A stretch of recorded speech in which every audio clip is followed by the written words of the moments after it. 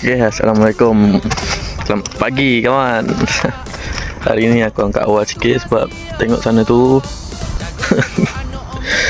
dia punya turun tu laju, jangan lebat.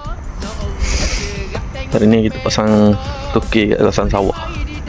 Kat kebun satu tempat je, 40 batang.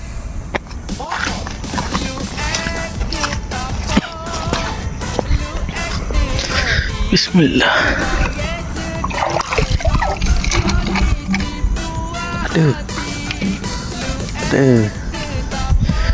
Ada barang.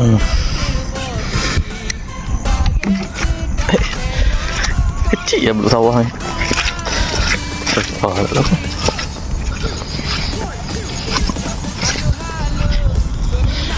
Satu, dua.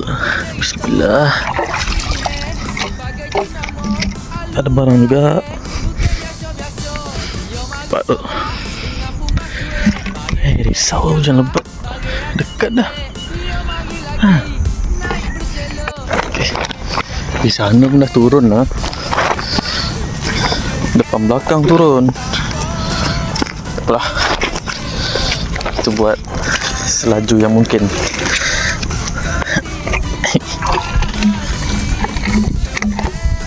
Kecil-kecil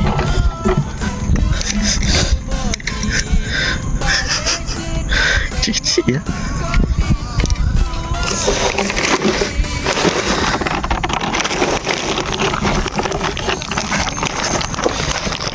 Yang besar ni dah pupus ke. Dah sampai aku bela. Dapat anak, lepas nak parit.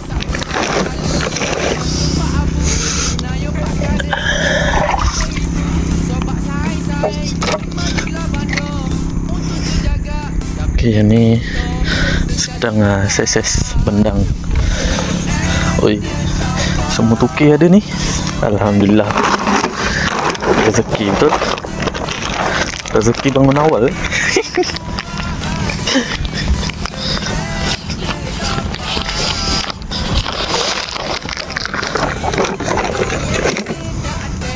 Bismillah.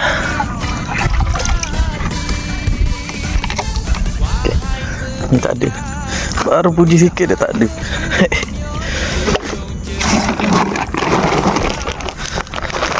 Ayolah labu. Makin lama makin dekat pula.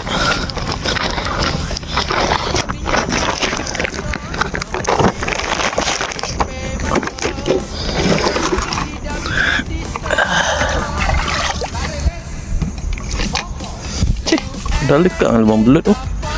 Tak ada. Tapi benar.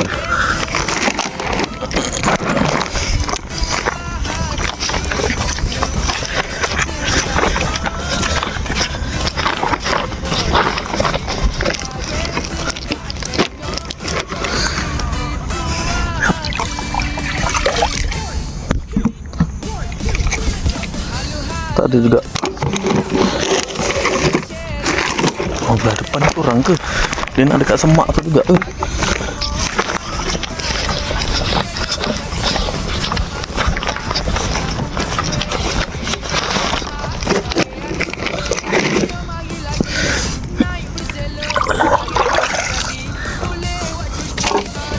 Barang. Okey. Nak tengok. Apaan? Tak nampak tak tahu. Saya sedang kan bendang biasa lah. Okey. Tarik seterusnya. Alamak. Turun lah pula. Macam mana aku nak buat konten ni? Hai. Tak apalah. Tunggu je lah aku angkat. Lebat pula.